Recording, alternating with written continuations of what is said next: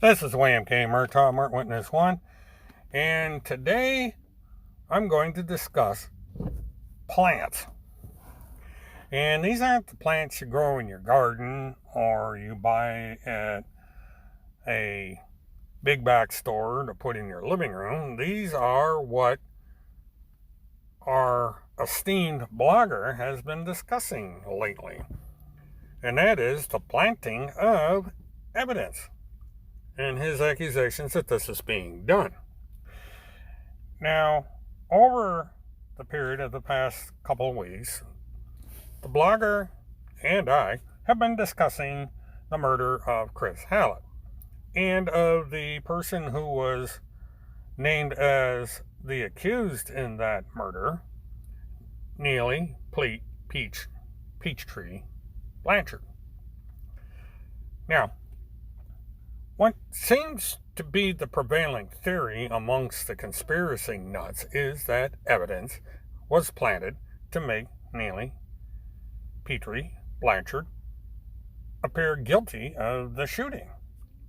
And in the latest article put up by this conspiracy nut, he has brought forward the suggestion that evidence was planted to make her guilty, when in fact somebody else may have been at fault for the death of Chris Hallett. Now, who could that possibly be? Well, we got the deep state in this. As always, in all these QAnon-based theories, the deep state always rears its ugly head. And I would think that the only person that would be named as a suspect by this particular conspiracy theorist is the person who is now running E-Claws, and that is, coincidentally enough, the witness to the murder of Chris Hallett.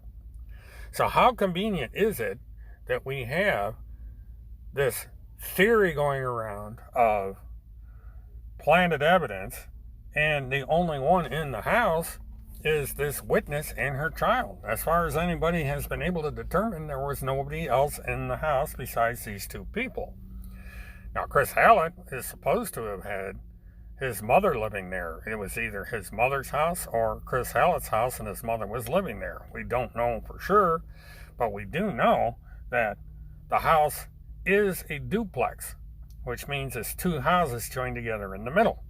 And one family would live on the left side of the house, and the other family would live on the right side of the house. So that in one side of the house might have been where the mother lived. And the mother, for whatever reason, was not aware of all the violence going on the other side of the house.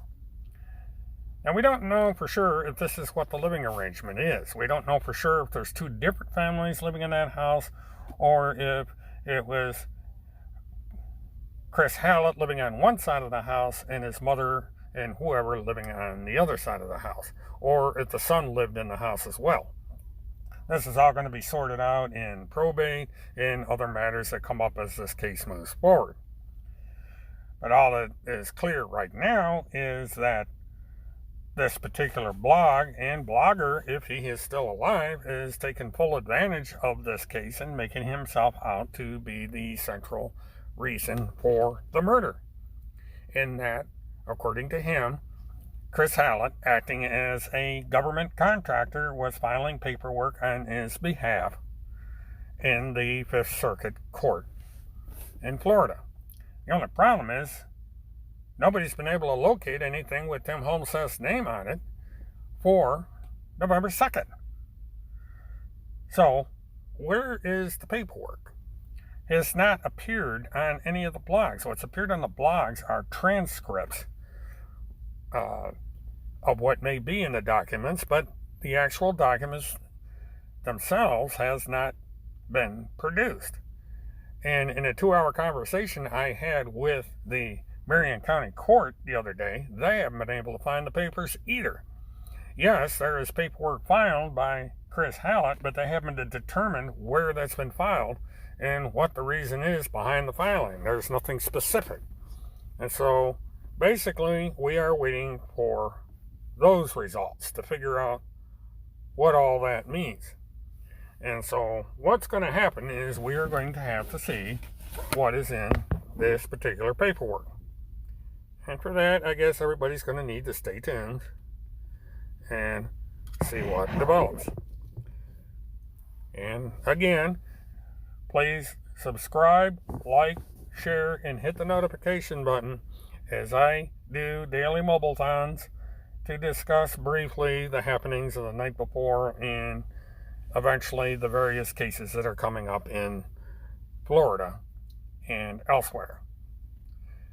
This is William K. Murtaugh, Murt Witness 1. Have a good one.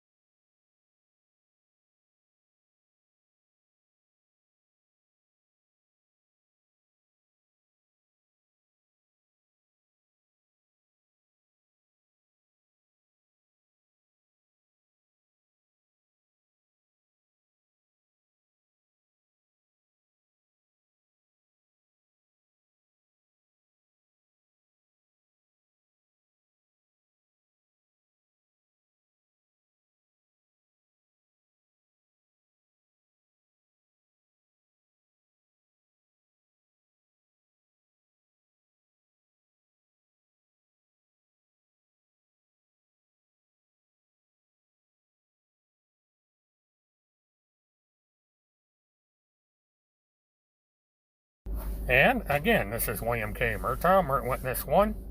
Merry Christmas, Happy New Year, and have a good one.